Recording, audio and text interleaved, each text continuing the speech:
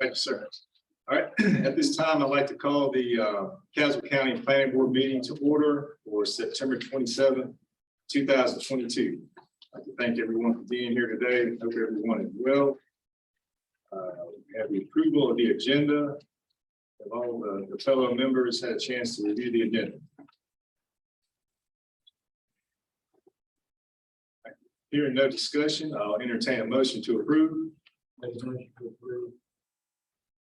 to approve by Mr. Harris. All those in favor, let me know by saying aye. Aye. All those opposed, like sign. Motion carries. Next on the agenda, we have the approval of the August 23rd, 2022 minutes. I'd like to thank Amy for preparing those minutes. Good job here, and everyone had a chance to review.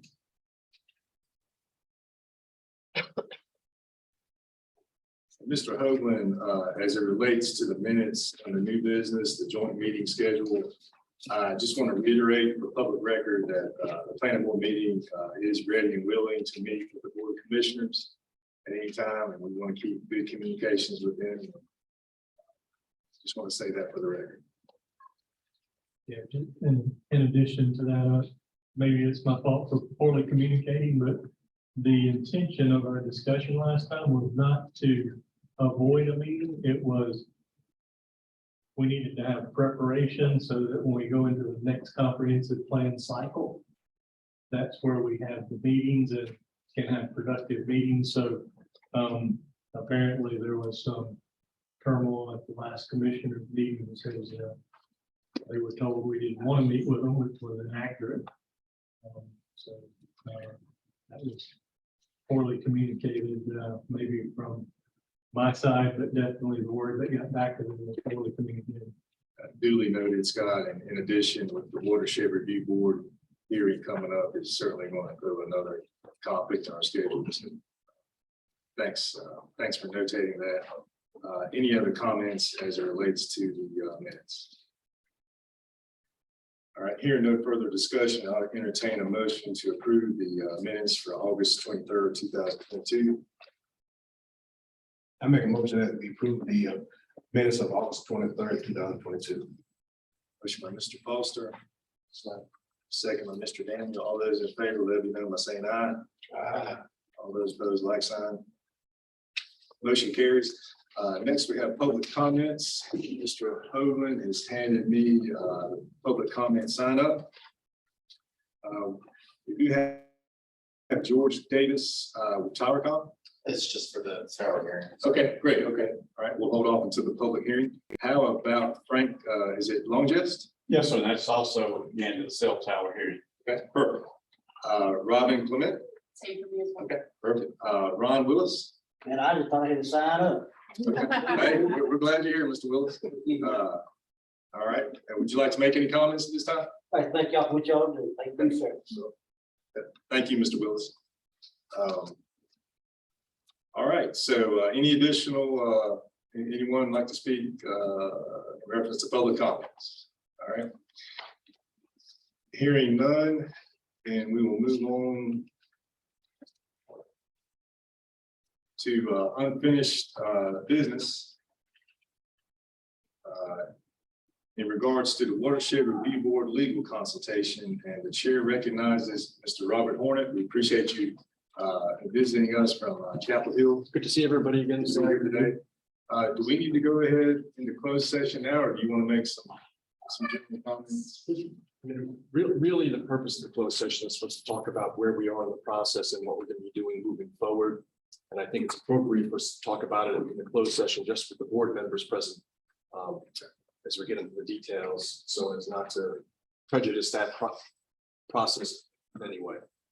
And the general statute under which we go into the closed session is 143-318.11A3 to consult with counsel regarding pending proceeding.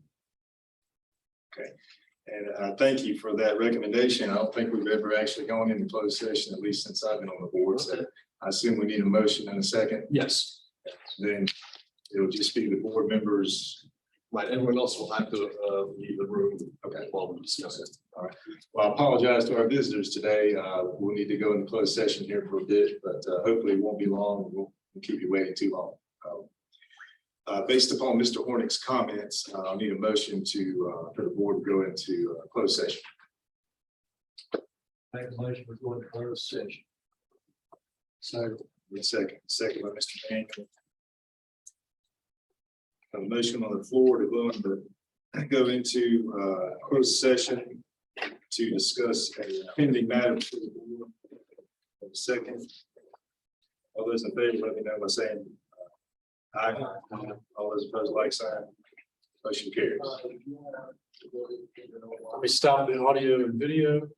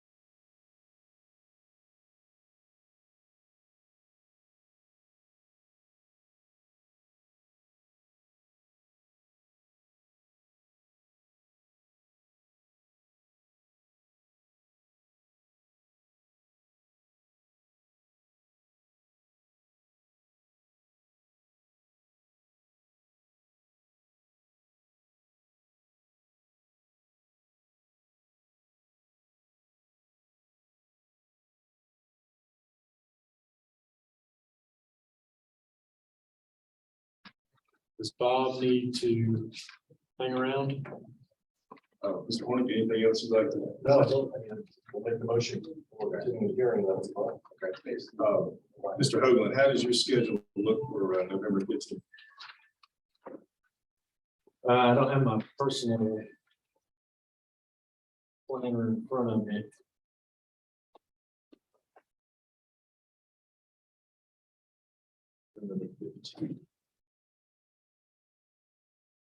That should be fine for me. Yeah, I've got something the week before. I've got a UNC school government training the week before, but I should be clear by the 15th.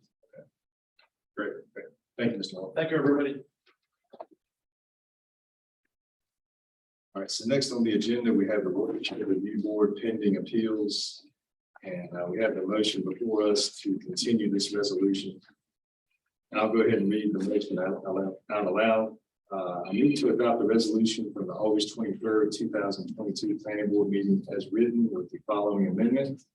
Now therefore be it resolved by the Castle County Watershed Review Board as follows. Watershed Review Board hearing with respect to the Twin Rock appeals now scheduled to begin on September 27th, 2022. Shall be and hereby is continued until the next WRB meeting scheduled for 1 p.m. on, instead of October 25th, it's going to be Tuesday, November 15th at 1 p.m.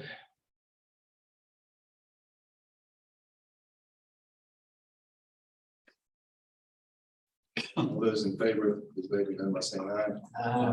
All those opposed, like sign. Motion carries. Next, we have new business, the wireless communication tower public hearing. Folks in attendance, thank you for your patience. And the chair will recognize you. Thank you, Mr. Chairman. Applicant TowerCom is proposing to develop a 300-foot guide-style Verizon wireless tower on a roughly 42-acre parcel of land on Steventown Road in the Leesburg area.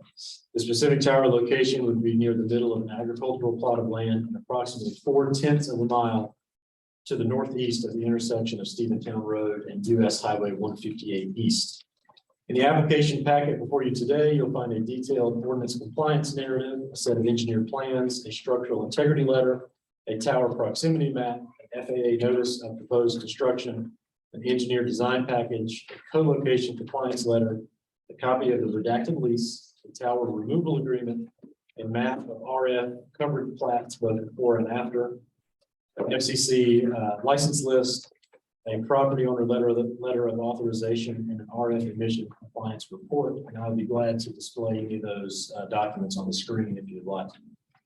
I also want to note that a public hearing notice ran twice in the Castle Messenger newspaper on Wednesday, September 14th and Wednesday, September 21st. And signs were posted on the property on Tuesday, September 13th.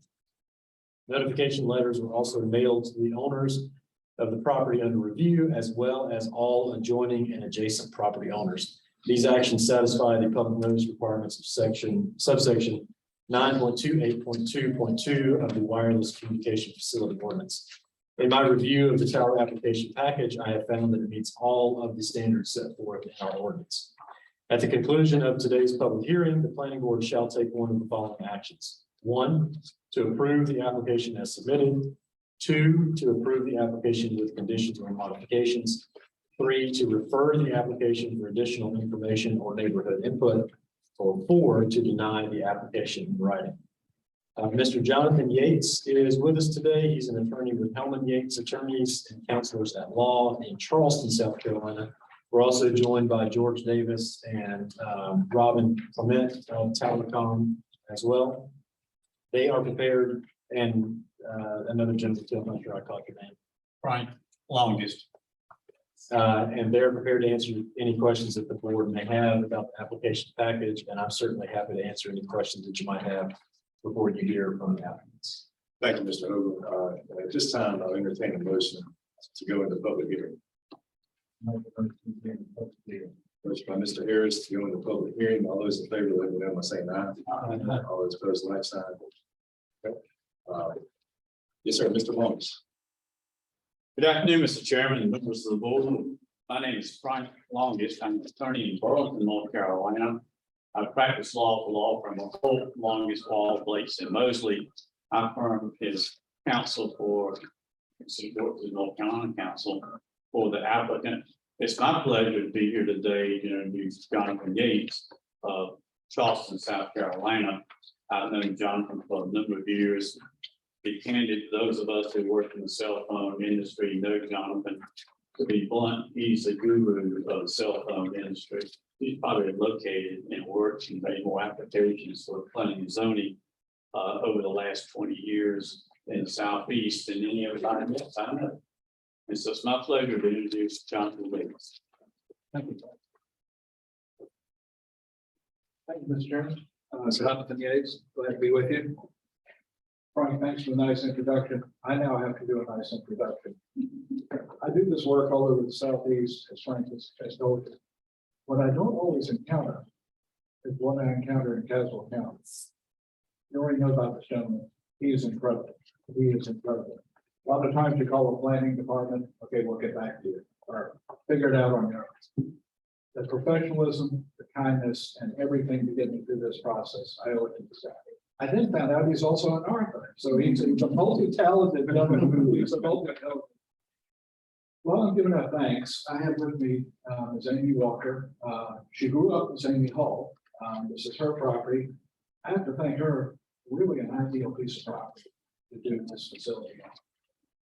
Little background on the property is about 42 acres. Amy's daddy was Lewis Hall. She grew up on the property. The Hall has been in the Hall and Walker family for about 60 years. Mr. Lewis, he grew tobacco, and raised beef cattle on the property.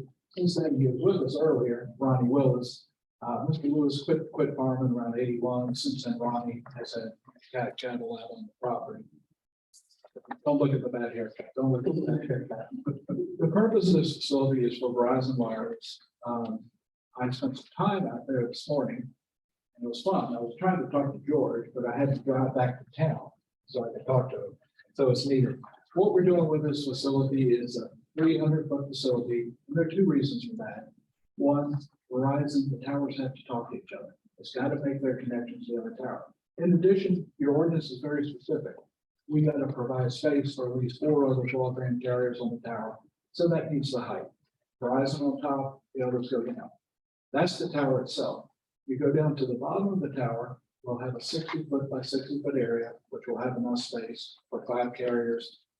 Don't know if we'll ever get to 5, but hopefully 2 or 3 as the years go by, because certainly the coverage is moving out there.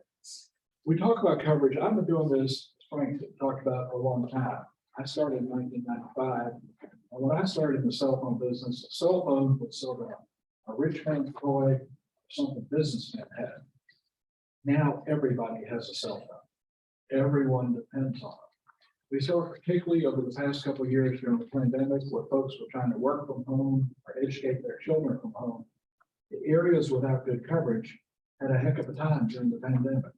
And that's what we're trying to avoid. This piece of property, and I won't belabor it, but as Matthew pointed out, it meets all the code sections. We're able to achieve, and I was talking to Commissioner Steve beforehand, we're able to get some really good setbacks. We're required to be the height of the tower from property lines. We were able to do better than that all the way around. We're 382 to Stephentown Road, we're 947 in the rear, 492 to the north, 756 to the south. So what we tried to do is take a look at your ordinance and do it as well as we could under the requirements of Caswell County. In addition, and I'm sorry for that big book. I apologize. I should have put it in a bigger 31 there. I apologize. That's okay. But you'll see in there, we also had, we talked about the engineering. Our engineer is North Carolina professional engineer Kirk Hall. Kirk, and you'll find in your book, and I did as I get older, I can't read that. I can't read without glasses, so I'm the blue. And Kirk did the design of the facility, just to give you a feel, and it's in your book. He designed it for the ANSI standard. He designed it to the current standard, which is the ANSI TIA 222H, 111 mile per hour wind. As Frank just told you, I live in Charleston, South Carolina. I'm hoping I don't see 111 mile per hour winds over the next 72 hours, so keep in the prayers. Kirk also designed it so it would have the capacity if eventually 5 carriers are wanting to use it and cover that area. Initially, it's Verizon. But to give you a feel for why Verizon, This looks like a bunch of pizza, not. You want to be in at least a good little green area. As you can see, they have 4 existing sites around it. Big hole. This takes care of the hole. So really, I'll call it the Hall Walker property. The Hall Walker property, it was beautiful, and it was right where Verizon needed to be. So they can fill in that hole. This tower can talk to the other 4 around there, bring what we call network connectivity. And then the property itself, 41 acres, we've got a good perimeter tree cover. And all that goes on the property right now is Ronnie Willis and his cats. So people say that when I'm asked to say my name, it takes 5 to 7 minutes. I apologize for the long presentation, but I'm here to answer any and all questions to the board. Again, with us, we have George Davis of TowerCom, Ron Clement of TowerCom. He's actually the person that runs TowerCom, so we're going, George is our assistant, let's start with him. If you have any and all questions, we try to be as inclusive as we could in that book, go through the ordinance, answer any questions. But if there's some I missed, please tell me. We'll get to work on it. Sir, thank you, Mr. Yates. Thank you, Mr. Chairman. Any questions? Comment is, this probably detailed, briefing we've got so far. Thank you. All the questions I was asking, you've already answered. But that's what I try to do is, lay it out. But again, a lot of times I can provide good detail when I have a great location. This time I had an absolutely great location. Verizon said, yay, the Walker property is absolutely, just allow me to move the entire ordinance. Thank you, sir. I appreciate it. Thank you, sir. Any other questions or comments? Yes, sir. Oh, thank you, Mr. Yates. Thank you. Thank you, Mr. Chair. Yes, sir. Anyone else like to speak during the public meeting? I'll just like say something real quick. As John said, we worked together for many, many years. Mr. Davis. correct? Yeah, George Davis. We worked in jurisdictions, big and small, controversial sites, sites that had no controversy whatsoever. And quite honestly, it's not smoke. Yeah, one of the best to work with. So I just wanted to say, hang on to them. And congratulations, and you guys hopefully get all the coverage that you guys deserve. And that way, if there is another pandemic type situation, or as things grow, casino or not, you'll have the coverage that you deserve. Thank you, Mr. Davis. Well, just don't tell other counties about it. I'm still making it. But I don't want to come to you paid. You don't know what we encounter elsewhere. This guy is excellent. This would be our 4th tower in the county, and they've all been very pleasant to work with, and John's been very direct, very transparent on what we need to do and due process. I can assure you, for what we do and how often we do it, that is not the standard. Mr. Chairman, before you close your public hearing, I request that the board consider the information and all the tabs that are in this binder as part of the public record. And we thank you very much for your attention. And Verizon and some of the other carriers are working so that we will have better communication in the future, especially with the new technology coming down the road. This is a blessing for Castle County. Thank you, sir. So admitted to your public record. Anyone else like to speak? Okay. Hearing no further comments, any other comments or discussion from the board? And again, Mr. Hogan, from your point of view as the UDO administrator, everything was set. Yeah, as far as the ordinance is concerned, met every line of the ordinance. I was gonna ask, we have a few approved but pending towers in the county, and maybe the closest is at the intersection of 86 and 119 near South Elementary School. Are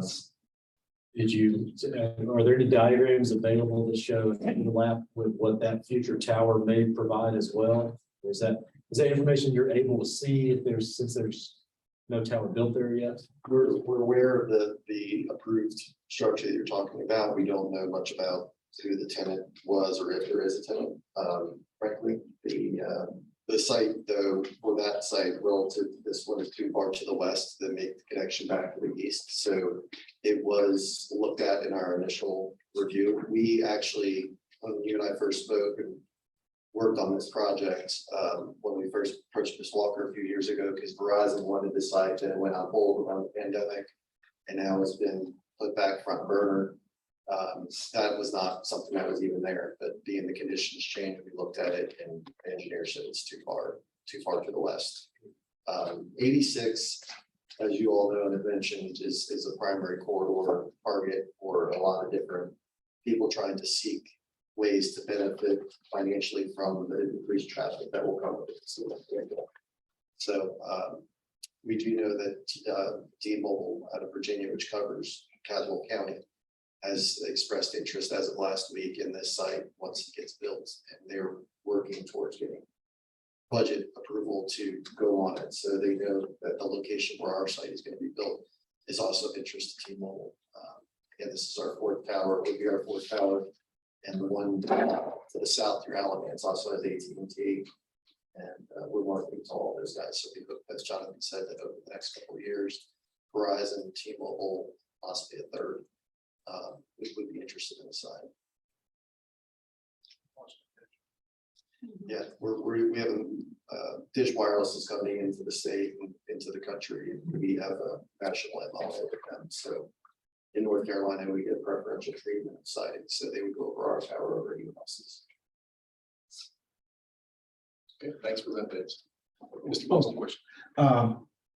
If approved, what is completion time? What do you anticipate the completion time of this tower? Yes, sir.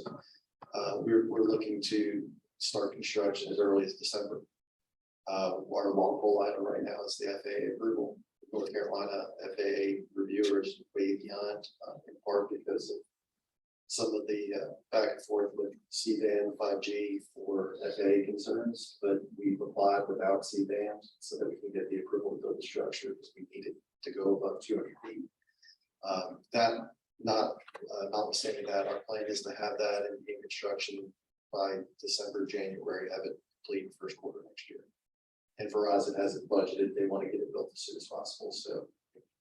Normally, by the time we get to this point, we already have FAA because the approvals take 35, 60, 45, 60 days. They're taking like close to 6 months now. And what we were talking to Ronnie earlier. He takes the cattle out until about the 1st of March. So we're hoping to get everything done before he brings the cattle back in March. Trying to coordinate that with Ron. Yeah. We were down the road on this site when Verizon reactivated just a couple months ago when we re-engaged with Mr. Hoagland to advance it through the permitting process. Be here with you today. So Verizon has been driving that and wants to get built as soon as possible. It's a 2023 budgeted site, so we'd like to bring it out as early in 2023 as possible. Thank you. All right, any further discussion? All right, so we have the application and the materials provided by TowerCom today, which are submitted to public record along with comments, representatives of TowerCom. And Mr. Hoagland's indicated that the application meets all the statutory requirements of ordinances. So at this stage, if there's no further discussion, I'll entertain a motion. Make the motion to approve. Motion to approve by Mr. Harris. We have a second. Second. Second, Mr. Foster. All those in favor, please let me know by saying aye. Aye. All those opposed, like sign. Motion carries. Good luck to you folks. Thank you so much. Appreciate you. Thank you. Yes, sir. Thank you. Thanks for being with us today.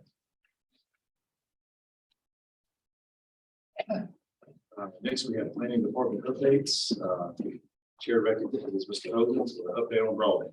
Thank you, Mr. Chairman. I actually do have a pretty significant update on broadband developments since our last meeting, not so much on towers. One I did here is that the Council County Planning Board just approved the new 300-foot cell tower. Down the road, so. So with regards to broadband, this is an issue that's kind of gone away a little bit, but thankfully is back in a big way. A new provider has been awarded $4 million in North Carolina Great Grant funding for Caswell County. That is a provider known as Zytel, Z-I-T-E-L, out in the Smith Mountain Lake area of Virginia. And as I mentioned, they've been awarded $4 million of the NC Great Grant funding, which has ballooned to, I think, somewhere in the neighborhood of 100 million total. The first year was about 10, and then now it's gone all the way up to about 100 million.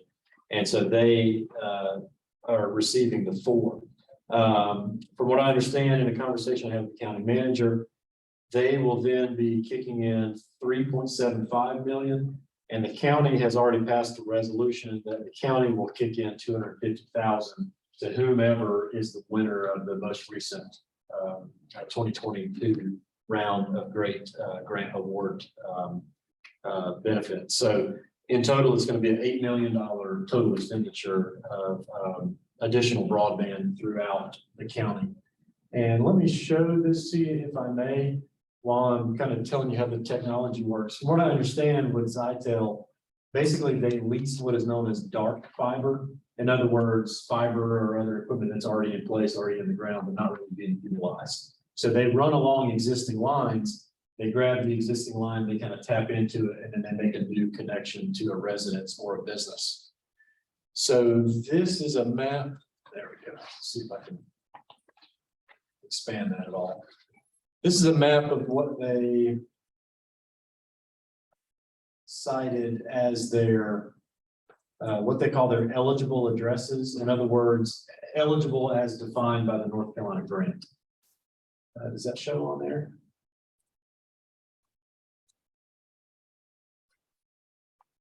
It's just an email from the boss man.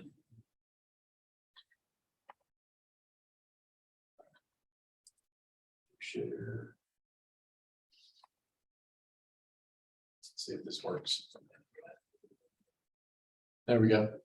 So it's a little bit small. Let me try to maximize it. These are the eligible addresses for the grant funding and where they would provide service, and then in doing so, would be able to expand out. And think of it in terms of if they're obligated to provide internet to 101 Main Street. In the process, if they go across the street and get 102 Main Street, then they can easily make that connection without any additional funding or any substantial effort. And so this first map here is what they submitted as their eligible addresses, and in covering those pathways, they estimate they would get a little over 4,000 total addresses. In expanding out the coverage, be able to reach across the street, in kind of the hypothetical example that I gave. Now, one caveat with this is the North Carolina grant does allow for challenges. So basically, Zytel applies and the state says, yes, you have won, you must provide coverage to these people. And then Comcast comes and says, well, whoa, hang on, we're already providing coverage to these 50 over here. We're going to challenge that. And I don't know who the challenger was, but they were actually successful in pulling a few of those back. But I think it was just kind of around the margin. So this number of about 4,100 total should be about the total households that they can provide. So Matthew, what is that? So this is, so can you see my mouse here? That's downtown Yanceyville. Okay. This is 86 towards Danville. Over here to the left, that's Pelham. Old 86. And then out this way, you've got Hodges Dairy a little bit through West Yanceyville. One really exciting area too is you go through Blanche, you get up to Samora and Milton, and then you serve, they would potentially serve a lot of homes in and around Hyco Lake, which would be good as well. And then down into Leesburg. So again, this would be, my assumption is they're tapping into lines that are already in place by CenturyLink or Comcast, those providers, but they're not being utilized. So they're going to take those lines, lease out space on them, and then extend them to their customers as well. So they would replace Spectrum. Instead of Spectrum, they would come out. I don't think that they would replace them. I think they would basically be a redundancy. So you, in the future, if you're a Spectrum customer, you could say, do I want to do Zytel or do I want to do Spectrum? Okay, that's great. Do I want to do Comcast or do I want to do Zytel? Okay. You know, you may be in a situation where you have 2 or 3 options to choose from. That's good. Competition. So again, that's the state of North Carolina grant funding, and the money goes to the provider, the money doesn't come to the county. But they are legally obligated by the state to provide to those coverage areas. All right. Item number 2, I'm glad that you were able to make it to the meeting today, Mr. Foster. Speaking of Spectrum, they are going to be coming into the county on the 4th, October the 4th. That's next Tuesday.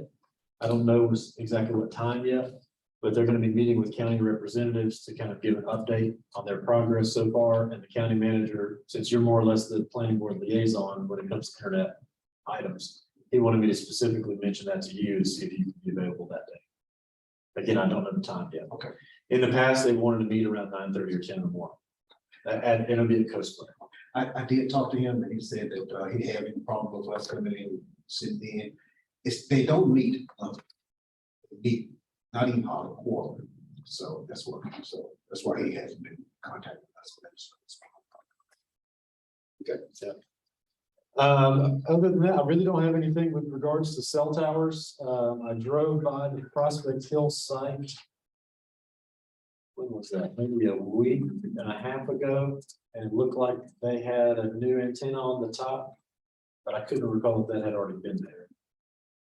I reached out to Doug Barker for a bit of an update. I'll admit it was a little bit late notice. I forgot to get with him earlier, but I reached out to him a little bit late notice, so he might be getting back with me soon with an update, but I really don't have any substantial update with regards to cell towers. The only other item that I wanted to mention, and this was addressed earlier with the minutes approval, is the commissioners had discussed potentially coming to today's meeting, but then later decided that they would not be coming to today's meeting. I don't know when that tentative meeting may happen between the 2 boards, maybe as late as January, as the planning board had recommended earlier. But obviously they're not here today. That's not happening today. So, but it should be on the radar and it should be happening relatively soon. All right. Thank you, Mr. Oak. Yes, sir. Any other business come before the board? I just want to follow up on Mr. Oakley's comments from earlier about what was said at the commissioner meeting. I don't know exactly what was said. I'll say this, that it's been an honor for me to serve with all the members of this board, and we all volunteer to be here, take time away from our families and jobs to be here and do the will of the county, our fellow citizens. So I'm honored. Again, I don't know what was said, but I'm honored to be on this board, and I'm just appreciative of all the work we've done and what we do for the county. So with that being said, I'll entertain a motion to adjourn. Make a motion to adjourn. Mr. German, Mr. Foster. All those in favor, let me know by saying aye. Those opposed, like sign. Meeting adjourned. I had a couple county commissioners also. Also, very upset.